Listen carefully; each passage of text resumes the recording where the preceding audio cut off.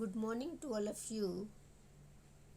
Class 8th, subject Social Science, Chapter 3, Minerals and Power Resources. Dear students, आप अपनी book का page number 29 निकालेंगे। वहाँ से आज हम पढ़ेंगे natural gas. Natural gas is found with petroleum deposits and is released with crude oil is brought to the surface. It can be used as a domestic and industrial fuels. Russia, Norway, UK and the Netherlands are the major producers of natural gas. तो natural gas क्या होता है? प्राकृतिक gas, इसको हम बोलेंगे प्राकृतिक gas. तो प्राकृतिक गैस पेट्रोलियम निक्षेपों के साथ पाई जाती है और जब निर्मुक्त होती है, जब अपरिष्कृत तेल को धरातल पर लाया जाता है, इसका प्रयोग घरेलू और वाणिज्यिक ईंधनों के रूप में किया जाता है। अब ये कहाँ कहाँ पाई जाती है? रूस, नॉर्वे, यूके और नीदरलैंड प्राकृतिक गैस के प्रमुख उत्पादन हैं। In India, Jaisalmer, Krishna Godavari delta, Tripura और सम areas offshore in Mumbai have natural gas resources. Very few countries in the world have sufficient natural gas reservoirs of their own. Bharat में जैसलमेर, कृष्णा गोदावरी डेल्टा, त्रिपुरा और मुंबई के कुछ अपतटीय क्षेत्रों में प्राकृतिक गैस संसाधन हैं। विश्व के बहुत कम देशों के पास प्राकृतिक गैस के अपने पर्याप्त भंडार हैं।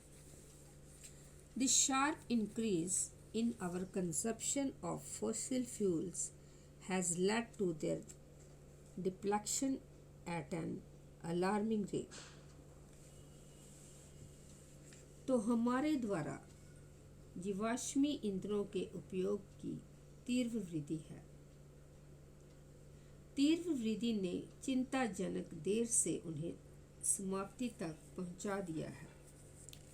The toxic pollutants released from burning these fuels are also a cause for concern. Unchecked burning of fossil fuel is like an unchecked dripping tap which will eventually run dry. This had led to the tapping of various non-conventional sources of energy that are cleaner alternatives to fossil fuels.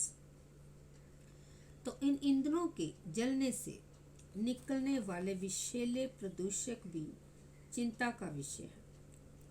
जीवाश्मी ईंधन का अनियंत्रित जलना अनियंत्रित टोटी के टपने के समान है, जो अत्यंत सूख जाती है। इसने हमारा ध्यान ऊर्जा के विभिन्न गैर परंपरागत स्रोतों के दोहन की ओर बढ़ाया जो कि जीवाश्मी ईंधनों के स्वच्छतर विकल्प हैं। अब इसके बाद आप आगे पेज नंबर 30 करेंगे। वहाँ से हम पढ़ेंगे हाइडल पावर। हाइडल पावर को हिंदी में हम बोलेंगे जल विद्युत। रेन वाटर और river water stored in dams is made to fall from heights. The falling water flows through pipes inside the dam over turbine blades placed at the bottom of the dam.